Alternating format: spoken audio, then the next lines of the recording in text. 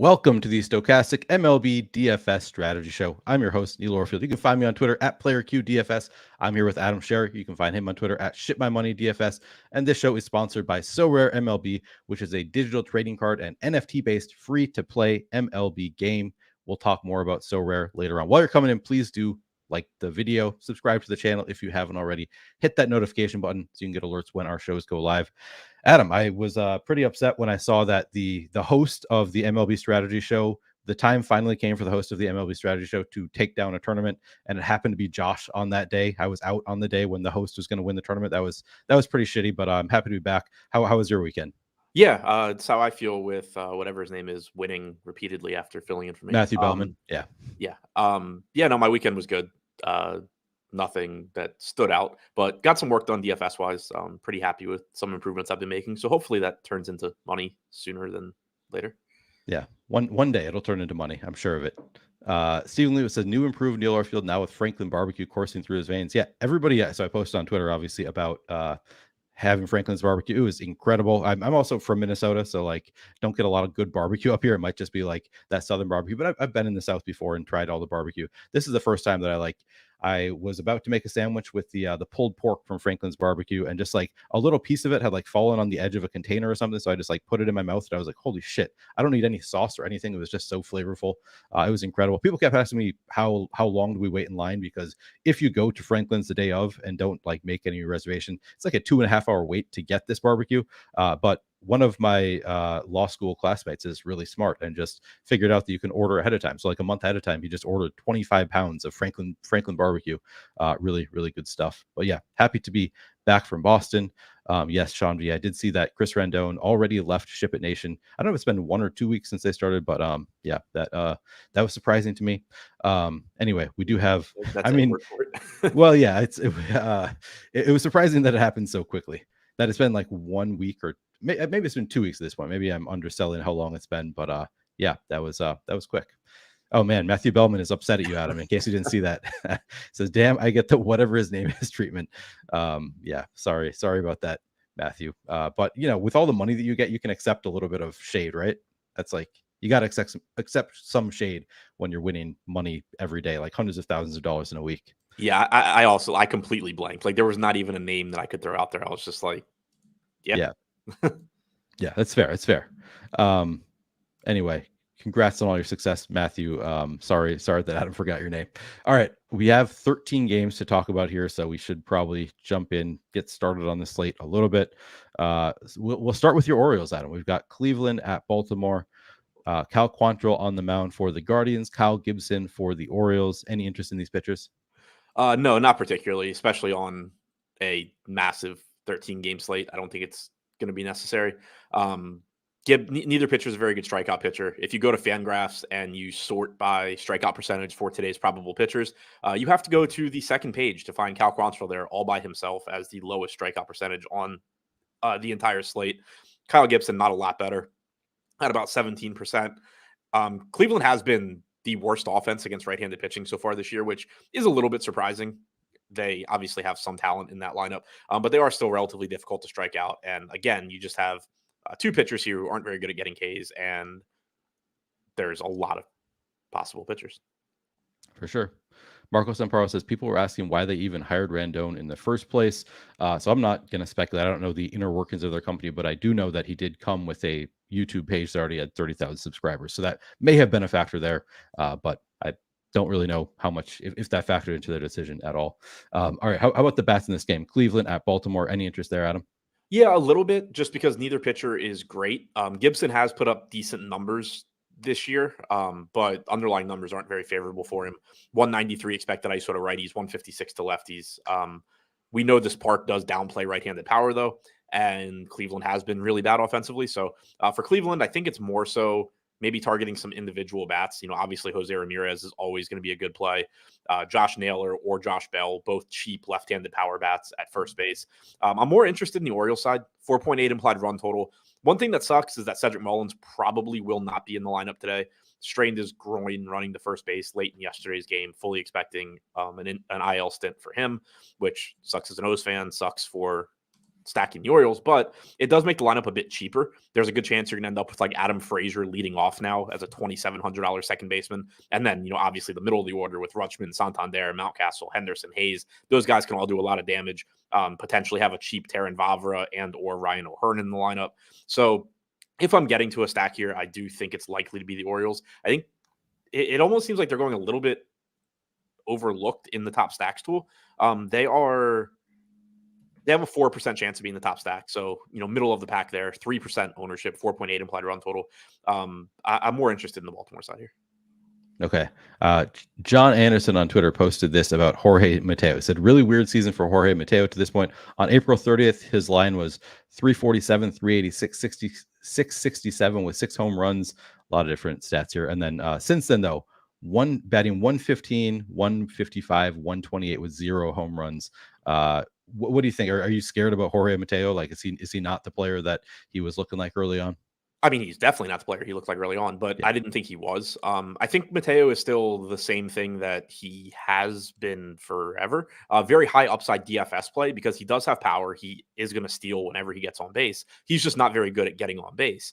I had tweeted out early in the year when he started out really well that like he did improve last year, second half over first half, and then first half this year or first month this year, he was tearing it up. And it was like, if he actually is this good of a hitter, he's an MVP. Like, he does everything else so well, but the odds were very much that he wasn't going to maintain being that much of a hitter. His season so far this year kind of reminds me of like when you go on a hot streak in DFS and you just win like 2 or 3 tournaments in like 10 days, and then you immediately get right back to the mean and just like lose everything for the next month. That's kind of how the season you kind of assumed he was by the end of the year going to balance out at, a slightly below average hitter that hits for power and steals bases. But he's balanced it out over the course of a month, just absolutely plummeting. I don't know how much of it's injury related or what, but basically the way, from a DFS standpoint, the way I view it is if you're getting him in sacks, fine. He still gives you that upside, but 4,500 is a hell of a price tag to pay for a guy that can't actually hit. Yeah. How would you rank the 4 sides of this game? Baltimore 1, Cleveland 2, Gibson 3, Quantrill 4. Yeah. All right. Moving on to second game of the slate, which is Milwaukee at Toronto. We've got Adrian Hauser on the mound for the Brewers, Yusei Kikuchi for the Jays. Any interest in these pitchers? A little bit in Kikuchi. Good strikeout matchup against Milwaukee. Decent strikeout pitcher, about a 22% strikeout percentage this year. 8,400 is a reasonable price tag, pulling about 10% ownership on DraftKings. He looks okay. I don't have any confidence in him, but if you need a pitcher in that price range, I think it's fine. I don't have any interest in Hauser. He's been solid this year in terms of limiting production. 3.14 FIP, 3.77 xFIP, but only striking out 17% of hitters, facing a very dangerous Toronto lineup. I don't really see any reason to get to him. I do think Kikuchi in the mid-range is fine if you need a pitcher at that price point. Okay. Chunk the Deuce says, damn, I didn't know Josh won things. Good for him. Jake Swell says, I'm still absolutely befuddled on how Engelman shipped the $15 on DraftKings. I mean, yeah, it's always impressive when you can, like, that's one of the harder tournaments to win. Anytime you can win the main contest on a given day, that's one like of the 15 harder points or something. Yeah, he crushed it. Yeah, that was impressive. And yeah, he just won what, 70,000 in MMA like a couple months ago, something like that. 80, I think. Yeah, 80,000. So yeah, Josh wins things. All right. Josh has won 2 things ever. They just happen to be in the last couple of months. Well, yeah. I know he got second once. He got second because I got third in a FanDuel contest. So I know that he at least got second one time. Yeah. All right. How about the bats in this Milwaukee Toronto game? Any interest there? Yeah, some. It's kind of a weird one because there is definitely upside targeting against Kikuchi. He gives up power to both sides of the plate, and there is some power in the Brewers lineup, but there's no Willy Adames, which sucks. Darren Ruff and Mike Brousseau will probably be in the lineup, but they both carry significant pinch hit risk. So I think it becomes tough to get a lot of like full Milwaukee stacks. William Contreras does stand out as a very good catcher option at only 3,800. And then on the other side, Hauser doesn't give up power. He is good at limiting runs, but you do still have a 5.2 implied run total for the Blue Jays. And it's just one of these spots where, yes, Hauser is pretty good at limiting power and preventing runs, but the Blue Jays lineup is capable of just lighting up anybody. And at the end of the day, Hauser is not some exceptional pitcher that you should be afraid of taking bats against. So I am a little surprised at how high the implied run total is for the Blue Jays, given the matchup, but also not going to be upset about getting to Springer, Bichette, Guerrero, Chapman, Merrifield, Varsho, whatever from this lineup. Okay. How would you rank the four sides of the game? Toronto, I think Brewers, Kikuchi is interchangeable, and Hauser's last. Okay. A lot of people saying that they miss Greg, and JB says, I'm missing Greg's hat right about now. Jake Swell says, Greg with that bucket hat went full beast sizzle from Malibu's Most Wanted. I don't know what that, I never saw Malibu's Most Wanted, so I don't really know. Missing out on a classic. Apparently. But yeah, it's a cool hat. I saw the picture. I saw the picture on Twitter. My wife and I were having a conversation about whether there is anybody on the planet who could pull off that hat, and I'm not sure that there is. I don't think it's a hat that many people can easily pull off. I haven't gotten mine yet, so okay. I haven't tried mine on, but according to my wife, not the best look for me.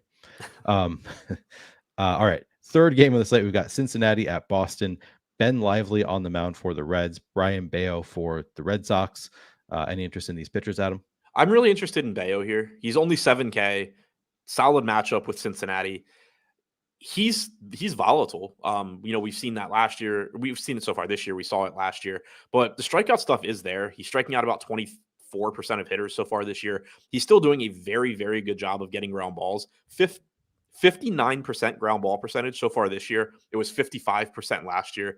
So when he's on, you're getting strikeouts and ground balls. It's just a matter of he can still lose his control at times, but his walk percentage this year is about 3 points lower than last year as well. Only 7K, pulling about 16% ownership. Sorry, now pulling about 11% ownership. I think he's just a pretty interesting high upside, cheap arm. The Reds offense isn't great. There are strikeouts there. 4 implied run total is not low, but it's not something you're overly concerned about. So definitely interested in Bayo, not interested in Lively. Strikeout stuff has been there for him so far, but he's only made 4 appearances this year. Only 2 of them were starts.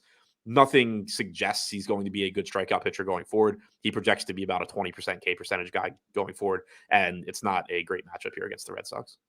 Okay. How much interest in the bats in this game? Boston looks pretty good. Again, we don't have much on Ben Lively because he's made 4 appearances this year, previously pitched in the KBO. But you do have a lot of left-handed power here that's going to have the platoon advantage. 5.4 implied run total. Verdugo, Yoshida, Devers, Duran, Casas, all from the left side. Probably going to have Turner and Kike in the middle of the order as well. So really high upside spot for the Red Sox. Not as interested in the Reds. You have a pitcher, again, in Bayo, who does do a good job keeping the ball on the ground, gets strikeouts. Reds lineup that isn't very good. So much more interested in the Red Sox side. All right. How would you rank the 4 sides of the game? Red Sox, Bayo, Reds, Lively. All right. We've made it through 3 of 13 games. We still have 10 left. I'll just make it brief, tell you about our sponsor, So Rare MLB. Highly recommend checking it out. Of course, it's only Tuesday, so you can't join a new slate until Friday. But So Rare slates come out every Monday and Friday. It's Monday through Thursday slate and then Friday through Sunday slate. So, it's not DFS, it's not season long, but it is a really fun way to play some fantasy baseball. You can play for free right now. You can sign up at So Rare. I'll put a link in the description so you can see where to sign up. We really appreciate it if you do use our link when you sign up for So Rare. But then when you sign up, you can get cards for free. You can enter common contests for free, and you can win real prizes. You can win cards that are actually worth money that you can sell elsewhere. So highly recommend checking out So Rare if you want a free way to play fantasy baseball in a way that you can actually make money doing so. Sign up for So Rare right now. You can start playing. The next contest will be on Friday, but nothing stopping you from signing up today using the link that I just put into YouTube chat. It's also in the description of this video if you are watching later. Highly recommend checking it out.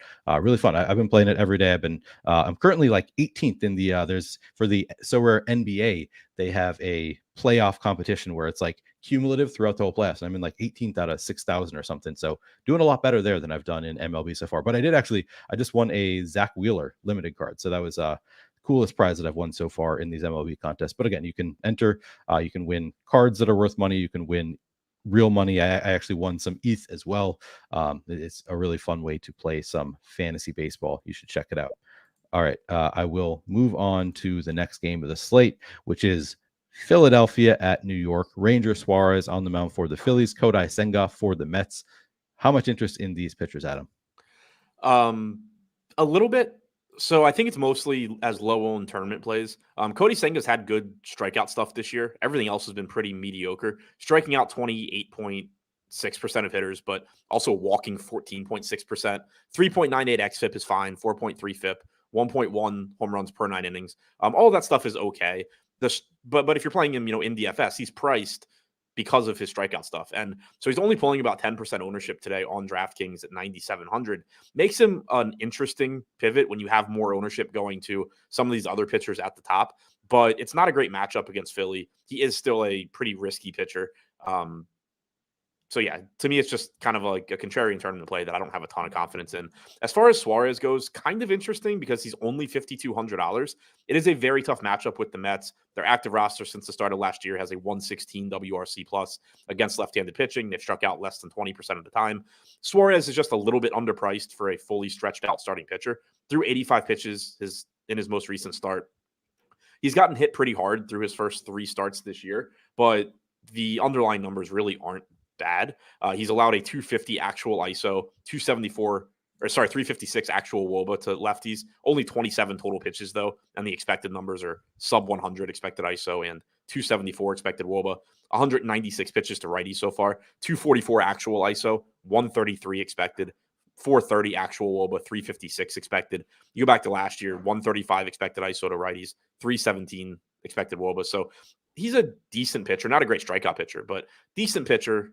5,200 stretched out, getting 5% ownership. Like if you need to pay down, it's fine, but I don't think you're going to need to do it all that often. Like you have 26 offenses, and we know that hitter pricing is typically pretty easy to find value. Right. Sean V, I'm still waiting on you to tell us that Senga is much better in his 12 innings at home than his 12 innings on the road. So you can play Senga today because he's at home. All right.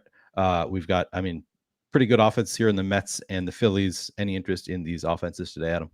I think they're just 2 middle of the road offenses. Yeah. I had trouble. I'm like halfway through writing my article, and I had trouble finding like individual bats that looked good outside of Peter Alonso, basically. But they're just 2 good offenses against okay pitchers. Yeah. So I think that there is upside if you want to get to them at low ownership, but that's the case for a lot of teams today. Okay, how would you rank the 4 sides of the game? That's a tough one.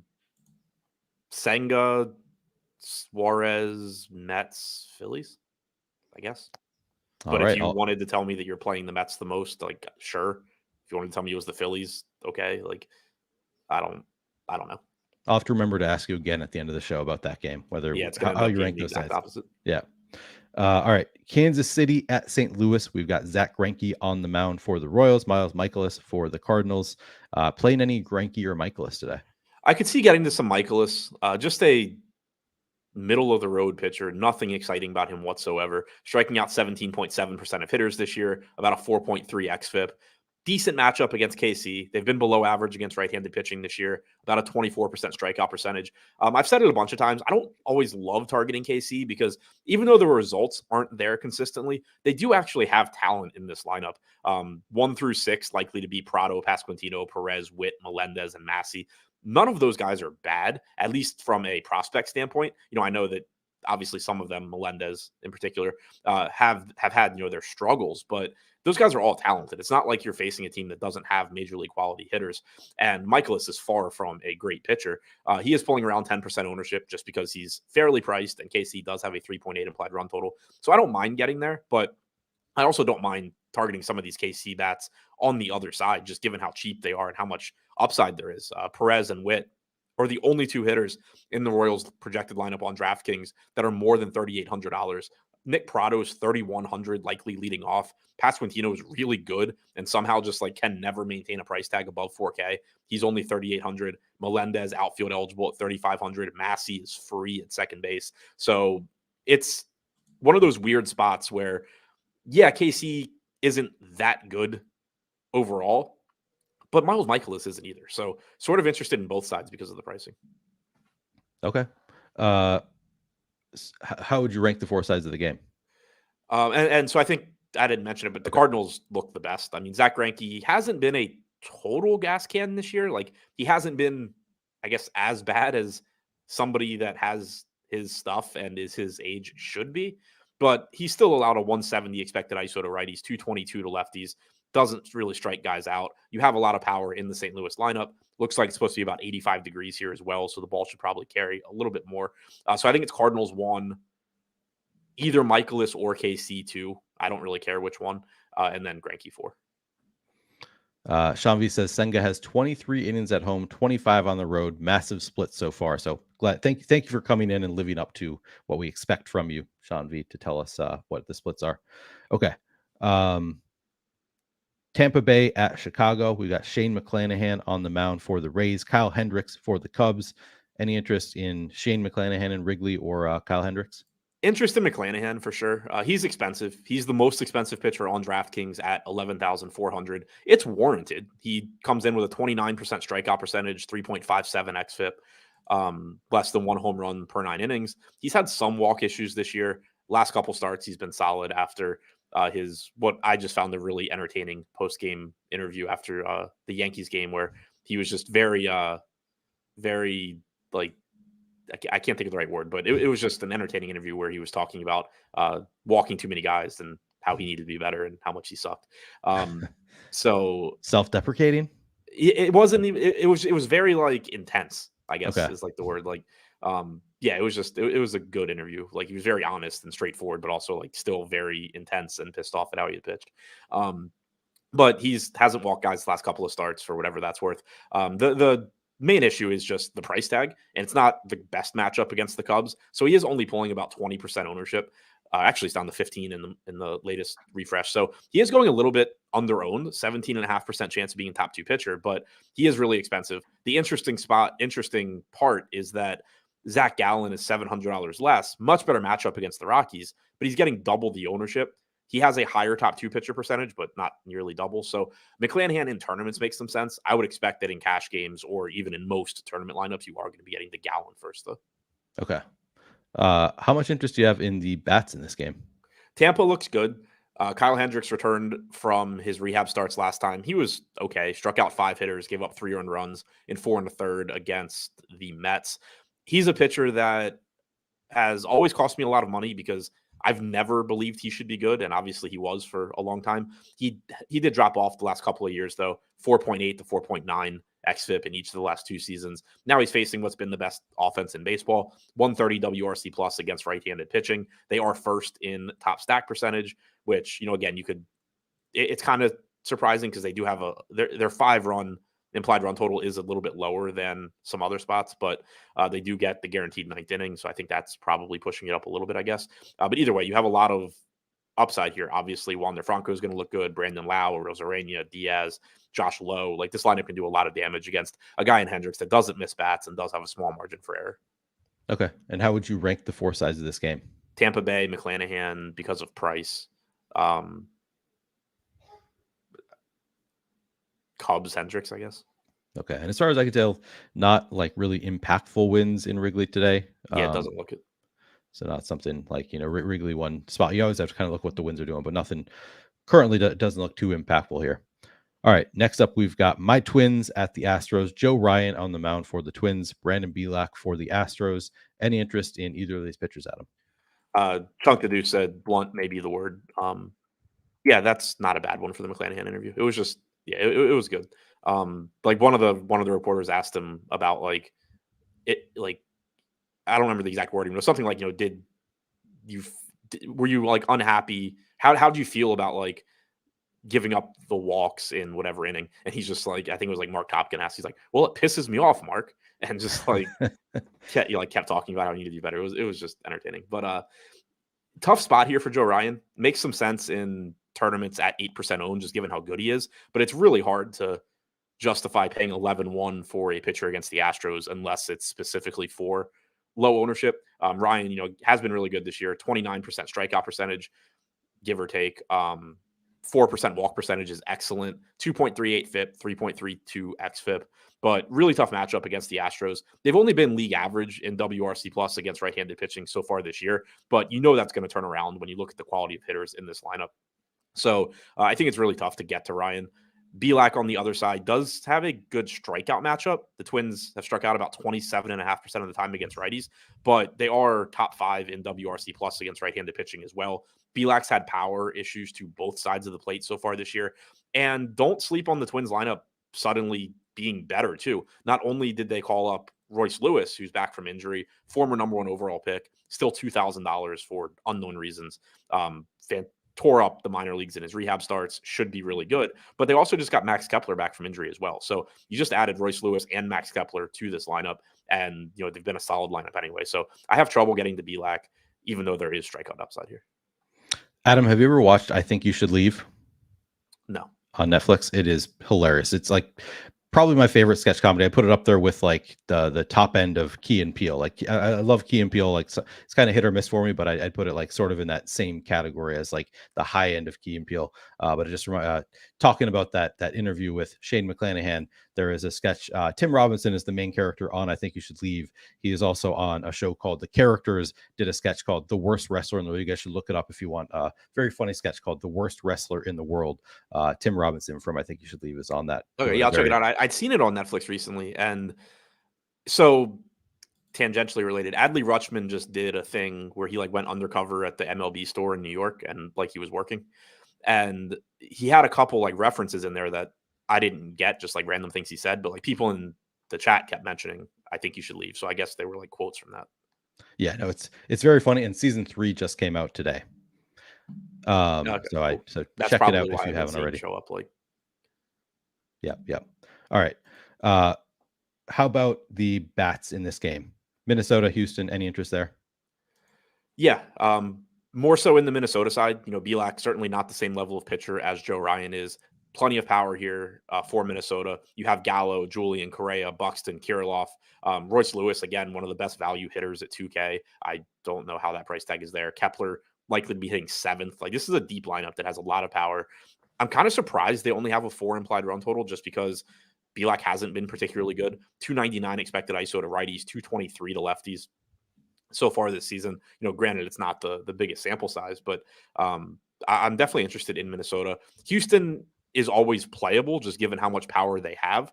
But going up against Joe Ryan is a pretty tough sell. How would you rank the 4 sides of the game? Minnesota bats. I mean, so factoring in Ryan's price, I guess Minnesota bats, Ryan, Houston, Belak. All right, we made it through 1, 2, 3, 4, 5, 6, 7 out of 13 games.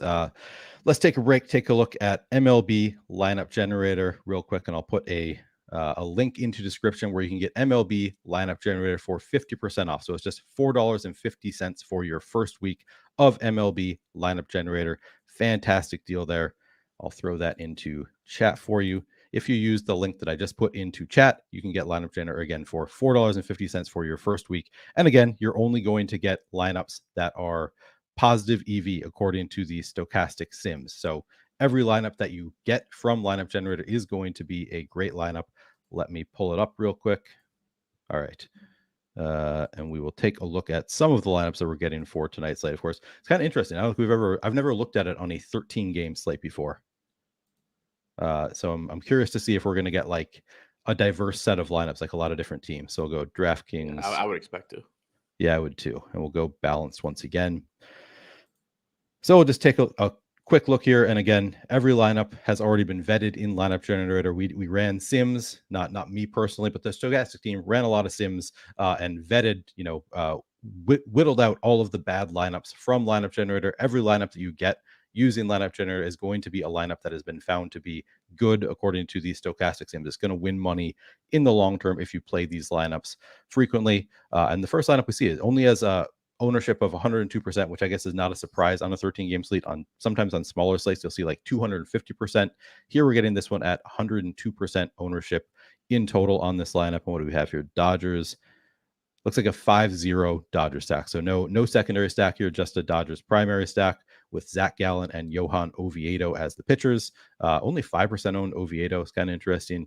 30% owned Zach Gallen. But I'm just going to quickly look, see what kinds of lineups we're getting here. Yeah, right away, we're seeing Boston and the White Sox.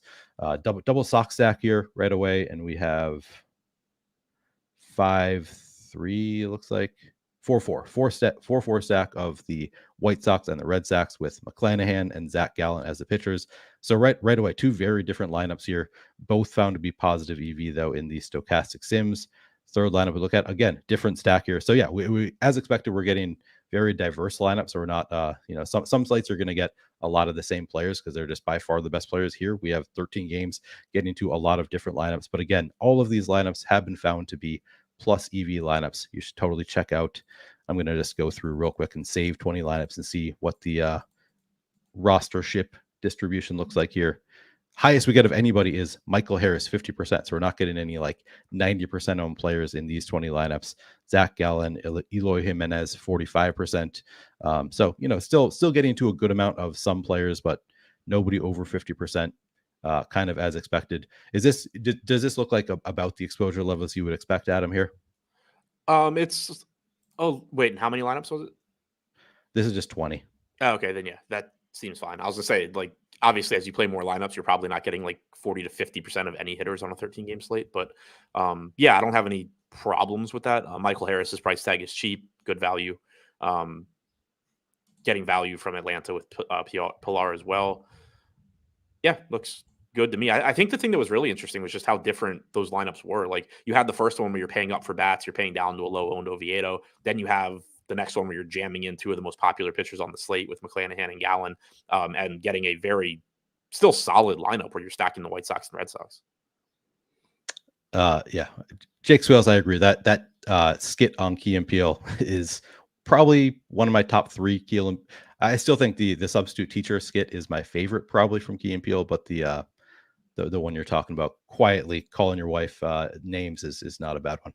All right, so that's, again, check out Lineup Generator, 50% off for your first week. It's just $4.50 for your first week, just $9 after that as well, and you're getting only positive EV lineups. Really is a fantastic deal. Highly recommend checking it out. But we should move on because we have 13 games we need to get through here. Next up, we have Los Angeles at Chicago. Tyler Anderson on the mound for the Angels. Lucas Giolito for the White Sox. How much interest in these pitchers, Adam?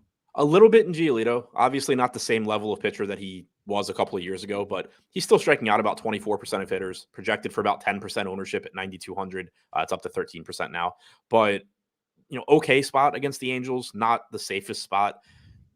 I don't feel great about him. It's just that at 9,200, I could see landing on him a little bit. It's a weird pitching slate because, once again, DraftKings did price up the top end guys quite a bit.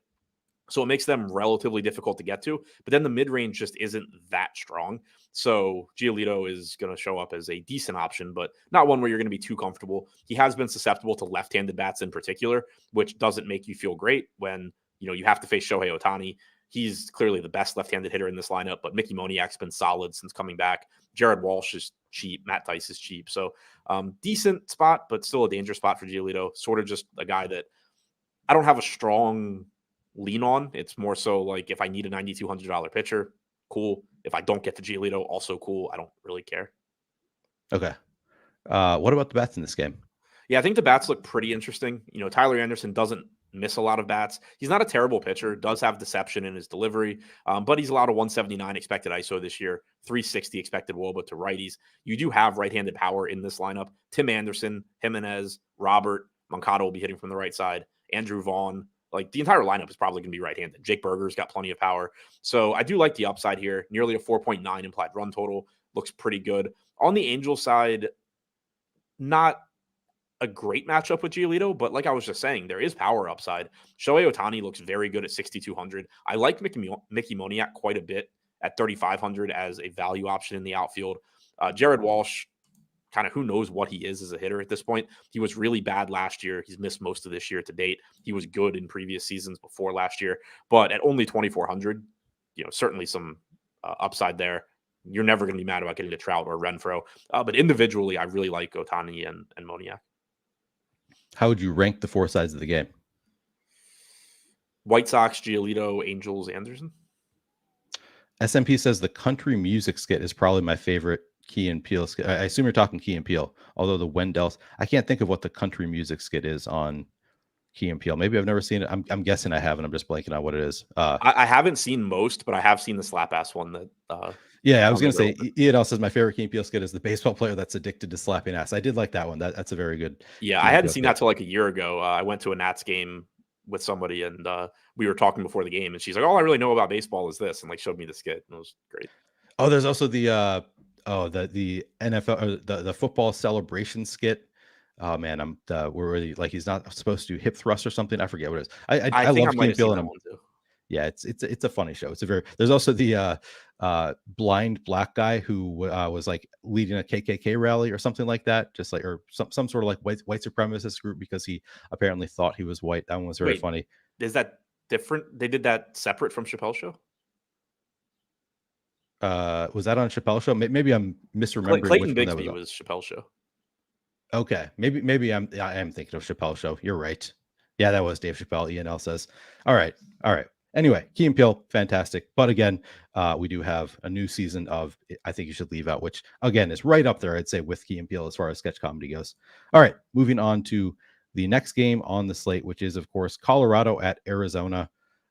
We don't get these guys in Coors today, but still, we have Kyle Freeland pitching. We get Zach Gallen against the Rockies. How much interest? So we have Kyle Freeland against Arizona, Zach Gallen against the Rockies. How much interest do you have in these pitchers, Adam? None in Freeland, but a ton in Gallen. He projects to be the highest owned pitcher on the slate at 30%, and it's fully warranted. We've talked about these other top end pitchers where Senga's got a tough matchup, McClanahan's got a tough matchup, Ryan's got a tough matchup, some tougher than others, but none of them have ideal matchups. And then you get Zach Gallen facing the Rockies outside of Coors. The Rockies in Coors are honestly not a bad matchup at this point. Outside of Coors, it's extremely good. 3.1 implied run total for the Rockies. And Gallen has been exceptional this year. He's striking out 28% of hitters, 2.1 FIP, 3.15 xFIP, allowing well below a home run per 9 innings, only walking 5% of hitters. He is a really good pitcher in a really good spot. Doesn't have drastic splits, 28% K percentage to lefties, 26 to righties, 297 expected WOBA to both righties and lefties. He is just really, really good across the board. Looks like the top pitcher, really, without question. Okay. Here's another thing, a comment that I wanted to touch on. I forget what it was. Somebody said, I wish Josh was here to note that the Heat won again. So this is a take that Josh kept on bringing up on the NBA Strategy Show, was that even though the Heat were winning, the Celtics were the better team. And there was an ongoing discussion with Chad about that. I think that's what Peter Wysocki, I think, was talking about. I wish Josh was here to see that the Heat won again, is what Peter Wysocki said. That's one of those things that I'm like, I don't understand like the point of that conversation. Like, who cares which team is better? I just care about like who wins, like who reaches their goal. So I don't know. I don't think that's even worth having a conversation about who's actually better. Do you care who's better, Adam, between like the Heat and the Celtics? No, I mean, I don't know the conversation you're referring to, but Yeah. I know like it came up a lot during the basketball season. Like people were claiming that the Kings were better than the Mavs, but it was just like, okay, then why are the Mavs like 7-point favorites at home? Yeah, I mean, I don't really think it's a conversation. Like Boston is the more talented team. The Heat won. Like, right. So I don't totally understand the conversation. I guess maybe I think people in chat were disagreeing that Boston is more talented. Maybe I mean, I don't what know. talking about them. Or maybe, or maybe they're just quibbling about like what better means in this context. Like, who Right, cares? that's more talented. Yeah, versus you can like, define better differently. That's why I said more talented. But right. Yeah. I don't know. Is this one of those conversations like if my friends started having this conversation, I just zone out, start drinking my beer because I do not care. I just like that's generally what I do on NBA shows. Right. All right. How much interest do you have in Colorado or Arizona bats? Some interest in Arizona. 5.4 implied run total against Freeland seems weirdly high. Not that I think Freeland's a great pitcher. It's just he's not that bad, and you're getting him outside of Coors, but he has had some issues with power this year. 191 or power to righties specifically. 191 expected ISO to righties, 334 expected WOBA. You go back to last year, 173 and 334. So again, I don't totally get the 5.4 implied run total for Arizona, but I still think it's a solid spot to get to them. I assume Ketel Marte will be back in the lineup today after missing yesterday. Gurriel, Walker, both right-handed. Moreno's got some power from the right side as a catcher. Rivera will probably be in the lineup as a cheap third base option. I do typically prefer this team against right-handed pitching because you get the platoon advantage for Corbin Carroll. You also get Jake McCarthy, platoon advantage. Marte is a switch hitter, but still, you're probably getting 5 right-handed hitters at the top of the order here. Christian Walker is going to look really good. Gurriel is going to look good. Ketel Marte is going to look really good. So, yeah, I like the Diamondbacks. I might not be quite as high on them as the implied total suggests, but we have them with a 6% chance of being the top stack, which is 5th, 6% ownership. So, not surprisingly, on a 13-game slate, no real ownership concerns. Right. How would you rank the 4 sides of the game? Gallon, Diamondbacks, Freeland, Rockies. SMP says, if the COVID season didn't exist in the NHL, where a bad Montreal team made the Cup final, the Heat are the worst team to make a final since what, the 2008 Arizona Cardinals? Didn't the Canadians, didn't Montreal make the 2010 finals? I have no idea about anything hockey related. I only remember I thought they did because that was the year that they were the 8th seed in the East and came back from down 3-1 to beat the Caps. And I was at Game 7 and it was miserable. Yeah. Yeah, I mean, again, it's like I have no idea who's the worst, but they're an 8 seed. It's pretty rare for an 8 seed to make it to the finals. People keep on like talking about how there's no chance they win. I'm like, they're just a Jokic injury away from having a real shot at winning the thing. Is kind of my general stance there. Is like, yeah, they're playing the Nuggets, who like the Nuggets are way better when Jokic is healthy, but if just Jokic goes down, like that's all they really need, and suddenly the Heat are probably favored in the finals, I would assume. Do you think without Jokic, I mean, I think that's kind of the difference. Without Jokic, like if you replace Jokic with like an average center, I feel like the series is kind of a toss up. Like that's how much better. Who would they even play? Like they wouldn't play DeAndre Jordan, would they? They'd have to just like go small. I assume they would go to like Jeff Green, Thomas Bryant. Yeah. Oh yeah, Thomas Bryant. That's true. Yeah, it'd be interesting. Maybe. Yeah. But yeah, I mean, there are ways for Miami to get there. That way, the easiest way is just Jokic gets hurt or something. I don't know. Anyway, did you already rank the 4 sides of the Colorado-Arizona game? Yeah, and I can do it again. Gallon, Arizona, Freeland, Rockies. All right, that was an easy one for you. Okay. Yeah.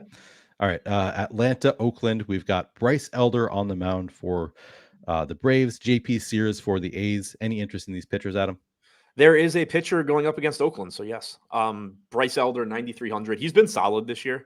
Don't know, exactly what it looks like long term, but so far this season, he's striking out 21.5% of hitters, 3.46 FIP, 3.58 xFIP, less than a home run per 9 innings. Walk rate is fine. He's just been a pretty solid pitcher. Strikeout percentage doesn't exactly warrant a $9,300 price tag, but getting to go up against the A's certainly does. So far this season, Oakland's active roster against right-handed pitching, just an 87 WRC plus, 25% strikeout percentage. And like I was saying before, when we talked about Giolito, the 9K range, you have some decent options, but it's a lot of guys where you have some sort of flaw, nothing necessarily glaring. In Giolito's case, it was that the matchup against the Angels is relatively dangerous. In Elder's case, is that he does only have a 21.5% strikeout percentage, but that's made up for by a good pitcher's park and a ridiculously good matchup. Okay. How about those bats on the other side? Yeah, not a park that I love taking bats in, but you do just have so much power in the Braves lineup. JP Sears has been pretty good at getting strikeouts this year, but he's also been prone to right-handed power. 256 expected ISO, 274 actual allowed to right-handed hitters, and now you have to deal with Acuna, Riley, Murphy, Ozuna, Albies from the right side. You're going to get probably an entirely right-handed lineup with the exception of Matt Olson, who's just insanely good against everybody, and Michael Harris, who's cheap and also very, very good. So Atlanta looks like one of the more likely stacks to succeed on the slate, despite being in Oakland. They are at the top of the top stacks tool, 9% chance of being the top stack. They are also pulling the most ownership at 12% aggregate. I do want to quickly look and see how it breaks down individually. My guess is that you're seeing a couple of guys sort of pull the most. 20% coming to Acuna. Next highest owned is Riley at 13. Not like you're going to have any real issues going to, a 13% owned Riley or Sean Murphy or Ozzie Albies. All those guys are fine. So as a stack, I still think the ownership on Atlanta is fine. It's nice, too, that you can use like Matt Olson at 7% owned to offset some ownership. So they will be popular relative to the rest of the slate, but I still don't expect them to be so popular that you're, actively avoiding them. Okay. How would you rank the 4 sides of the game? Atlanta, Elder,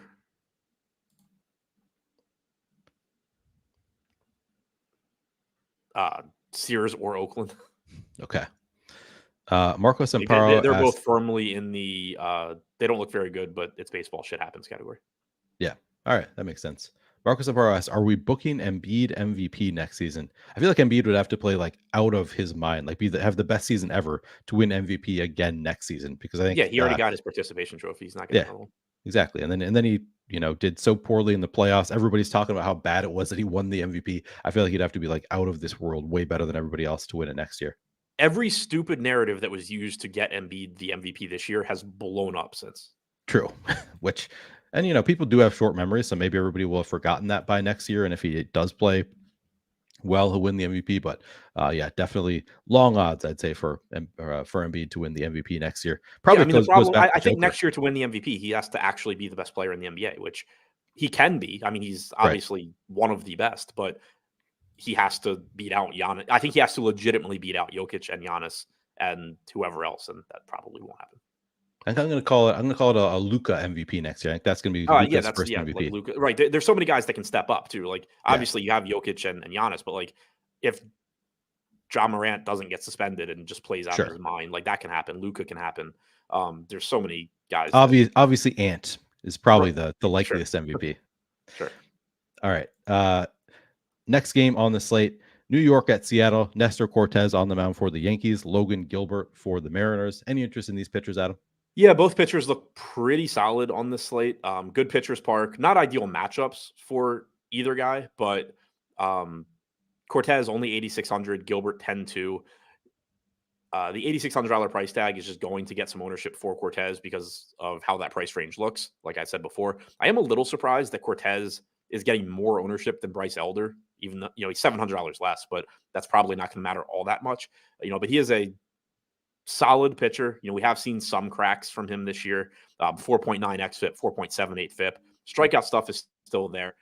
He's never somebody I'm super comfortable with because he relies so much on deception, and he's somebody that was never supposed to be as good as he was. When you see him start to struggle a little bit like he has this year, it does make me really nervous, but at least the strikeout stuff's still been there. It's a good park. The price tag's reasonable, so I don't mind getting there. Logan Gilbert on the other side, very good pitcher. Tough matchup, but good park. 29.5% K percentage, 3.03 xFIP, 2.79 FIP.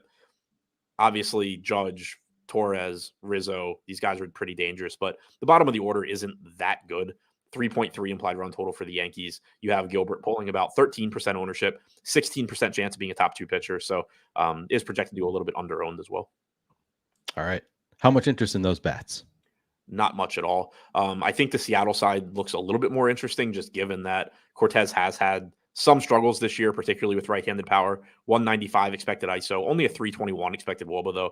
Again, it's not like he's getting lit up. It's just that he has had some power issues. Julio Rodriguez in particular is going to look good. Eugenio Suarez will look pretty good. But overall, in this park against two solid pitchers, I'm not very interested in the bats. Okay. How would you rank the four sides of the game? I mean, so like Gilbert, if you can get there ahead of Cortez, I think Cortez is likely to be the guy you get to first, and that's reflected in ownership. So it sort of depends what you're asking as far as the pitchers go. And then Mariners and Yankees. Jake Swale says Lillard going for MVP next season. I feel like Lillard would have to have like the Blazers, or I assume he's still going to be on the Blazers next year. They'd have to have like an incredible season for Lillard to even be considered. I feel like Lillard probably wouldn't be in my top 15 MVP choices. Maybe about that. Where do you Lillard's a rank tough Lillard? one because like I think there's a really good chance that he finishes with numbers that justify like a top 10 MVP, Sure. but then it's also really unlikely that he finishes like top 3. Yeah, I think that's a good about right there for Lillard. Yeah, I don't know, maybe 15. Maybe top 10 is about where you'd put Lillard because he's not gonna have. He probably will not have a better year next year than he had this year, right. And he got completely ignored this year. Yeah, nobody considered him. They also didn't make the playoffs this year, right. So it's like if he has similar numbers and the Blazers are the 4 seed, which the West is so up in the air, like that's possible. I'd say if they improve slightly, bring in a free agent or two, make a trade, I don't know, they could be competitive. And so it's not like a crazy long shot, but yeah, definitely.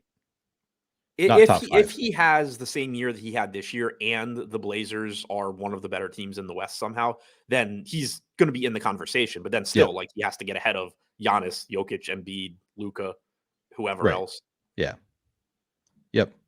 But yeah, interesting thought. Not somebody I would think about normally, but if they do have a good year, you can consider it. All right. Yeah, and I do agree with Jake Swells. They should be better. I mean, you're getting, not only are you Sure. going to do they have the third pick, but you're also just getting, another year of, another year of experience for Anthony Simons, who should be good. Do you think the Timberwolves should trade Karl Anthony Towns for the third pick? I didn't even need to hear the rest of the sentence. Yes.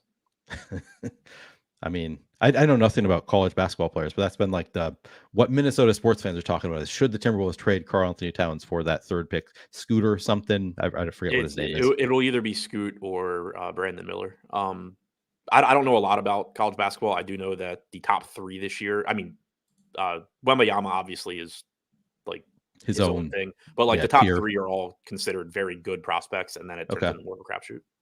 I have no idea if the Blazers would even consider trading for. I feel like Cat with Lillard could be like a really good combo. I actually think that'd be really. Cat with anybody could be a good combo. It just never ends up being a good combo.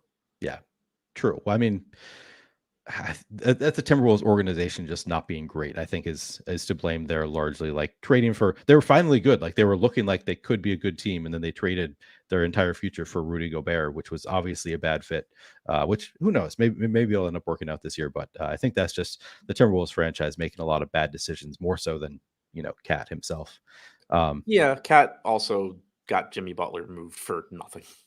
I mean, it wasn't Cat's decision, I don't think. No, maybe I'm wrong. The fact that Cat couldn't coincide with Butler because Butler wanted to win and Cat wanted to play video games. Maybe that might be the case. Yeah, I guess that's true. All right. Anyway, moving on. Pittsburgh at San Francisco. We've got Johan Oviedo on the mound for the Pirates. John Brebbia for the Giants. Any interest in these pitchers, Adam? Nothing for Brebbia.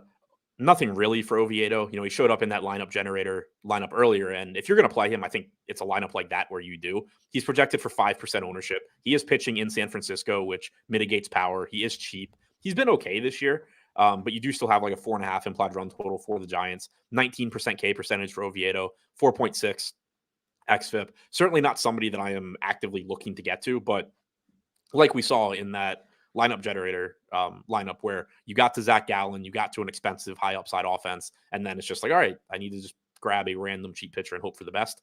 He has enough talent where at least like sometimes you will get a good start. But outside of that, not much interest. Okay. Chandre says people continue to think Cat is good. Cat is good. Cat is actually good. And I'm not like a huge Cat fan like I am with Ant. Like he's not like somebody that I stand for, but like he's very good offensively. I think that he does things offensively that no other center in the league, maybe in the history of the league, can do, like with his 3 and then also ability to drive. There's not many centers who can play offense the way Cat does. He's just bad defensively. Okay, Nikola Jokic exists, so please don't say that no. So Jokic, no other center can do. Jokic is better than Cat. Jokic also cannot like drive to the hoop the way Cat can. Like he's better overall than Cat, but Cat has offensive skills that nobody else has. Like in terms of the Cat's fine offensively. He's fine offensively. He's not as good as he should be. That might be true. But I think that he's better than a lot of people give him credit for because they don't like him from a personality standpoint, which I get. But like I think he's actually a very talented offensive center. Yeah. I mean, anybody says he's not talented offensively is clueless. Okay. All right. At least you'll give me that. All right. How much interest do you have in the offenses in this game? Pittsburgh and San Francisco. Any interest here? A little bit in San Francisco in particular. They just have quality left-handed bats. This park does downplay power so much that it's hard to really prioritize them. Oviedo has also been good at limiting power, 147 expected ISO to lefties, 115 to righties. So not a ton of interest in bats here. 3.9 implied run total for the Pirates. I didn't mention it, but no interest in Brebbia at 8,600 going an inning. You are likely to have Sean Manaea following him at 5,900. I don't think I'll really get to Manaea as the reliever, but there is upside there. You only have to go back, I think, one game to see it where he just came in and struck out a million guys in like 70 pitches, but probably won't get there too much. Okay. Willie K says Cat is just a 7-foot Westbrook. I don't even get like how you come to Cat being like Westbrook. Really weird comparison. Yeah. All All right. How would you rank the four sides of this Pittsburgh-San Francisco game? Giants bats, Oviedo, Manaya, Pirates bats, I guess.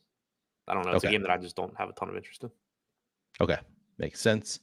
Final game of the slate, we've got Washington at Los Angeles. Jake Irvin on the mound for the Nationals. Tony Gonsolin for the Dodgers. Any interest in these pitchers, Adam? A little bit in Gonsolin. He's only 8K. He's got a good matchup against a Nats team that cannot hit. 2.9 implied run total is, I believe, the lowest on the slate for anybody. Not a ton of strikeouts in the Nats lineup. So far this year, 19.6% strikeout percentage on their active roster against right-handed pitching. Only an 84 WRC plus. That is tied for second worst with Miami, only ahead of Cleveland. Gonsolin's thrown at least 80 pitches, and I think like 6 straight starts now, through 88 his last time out in 5 2/3 innings. He's still only gone 6 innings in 1 start, but you're seeing from a pitch count standpoint that, he can get 6 innings if he's relatively efficient. They tried to let him get 6 innings last game. He got pulled with 2 outs in the 6th. So I do think that at 8K, he's a reasonable option, especially just given what we've talked about, where you have around 10% ownership coming into Kikuchi in this price range. You have Cortez getting 22%. Elder and Giolito for more, considerably more money are 12 to 15% owned. So you're getting 15 to 16% ownership for Gonsolin. I think that makes sense. He's a solid pitcher, not great strikeout stuff, has struggled really overall this year. But, we do have a track record of him being good at preventing runs, being a good enough strikeout pitcher that I do think he's a pretty decent mid-range play. I have zero interest in Jake Irvin at 5,300. Okay. Marcos asks, anyone seen Cat's video where he changes his voice when he's doing interviews compared to when he's live streaming video games? Yeah, Cat changes his voice a lot. I loved, did you see Pat Bev's impression of Cat? He did like some interview where he did a Cat impression, which I thought was fantastic. No, I didn't. Oh, it's very good, very funny. But yeah, Cat changes his voice all the time. I will agree with that. All right. How much interest in Washington or Dodgers bats? A lot of interest in the Dodgers bats. They obviously are very, very good, and they also have one of the more favorable matchups on the slate. Their implied run total is 6.1. So at least as of right now, you have the highest implied run total on the slate coming into the Dodgers. You have the lowest coming into the Nats. In terms of top stack percentage, we have the Dodgers second to Atlanta. 8% chance of being the top stack, 9% projected ownership. Irvin isn't somebody I expect to be very good at the major league level. Limited sample so far, 380 expected WOBA to righties, 392 to lefties, more power to lefties as you would expect at 263. Sets up really nicely for this Dodgers team. All right. And then how would you rank the 4 sides of the game? Dodgers, Gonsolin, shrug. That's fair. You're just not playing the Nats? Yeah, I would be very surprised if I get to Irvin or the Nats. Okay. Dodgers, Gonsolin, shrug. All right. We've made it to the end of the 13 games, Adam. If you were going to play just 3 stacks, which 3 stacks are you going to? Dodgers,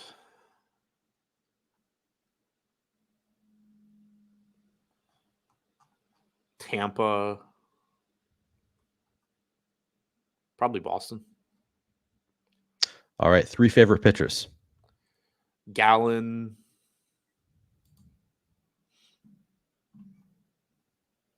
Elder, Bayo. Interesting. Bayo number 3. All right. I like the price on Bayo. Like obviously, Gilbert, McClanahan, any of these guys are going to project higher, those guys at the top, but just kind of trying to think through like different price tiers. I think Gallen's the best pay up guy. I prefer Elder to Giolito and Cortez as far as the mid-range goes. And then for the guys like below 8K, Bayo is the guy I like the most. Keith Woodfork says no Arizona. He's surprised that you don't like Arizona as the top 3. Is that just an ownership thing? It's I could only pick 3 thing. Yeah, that makes sense. All right. And then and I guess I did want to. I should probably mention Manaya a little bit more. He's pulling 12% ownership right now. That really surprises me. I assume it comes down. His last appearance was the 25th. He only went an inning in the 3rd. But he did show, the ceiling he has. 3 2/3 innings, 8 strikeouts against Minnesota on the 22nd. That to me, he's somebody where like if he were, 3, 4, 5% owned, I'd be more interested in, hoping to get 4 innings and a bunch of strikeouts. At 12%, I'm probably just going to go somewhere else. And would you not go there on FanDuel because you can't get the Yeah. right? I wouldn't go to anybody on FanDuel where you can't possibly get a quality start. Right. All right. And then finally, home run pick. Yeah, there's so many games. Yeah. Top batter still going to come in handy for me. Give me Gunnar Henderson, pitcher that can't get any strikeouts against a guy that's been hitting the ball hard as shit and striking out a lot. All right, let me see. What's Quantrill's walk rate? Because if he doesn't walk guys, then I really like Henderson. I mean, we have pretty good. I mean, we've got a 34% chance of Mike Trout hitting a home run tonight. So yeah, it seems good. I'll go with Mike Trout as my home run. I like Ohtani more from that game, but obviously not. Can't argue with Mike Trout. Yeah, curious where we have Ohtani. I'm not seeing him for some reason. Not showing up as one of our top home run picks. Anyway, or no, I was looking in the wrong spot. Yeah, we have Ohtani with a 25% chance of hitting a home run. So, pretty far up there as well. All right, Adam, we've made it to the end. Any final words?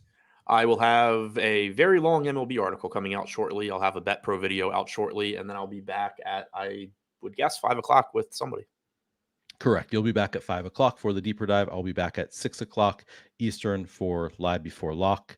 No NBA today. So 2 more MLB shows coming up later tonight. Adam and I will both be on one of them.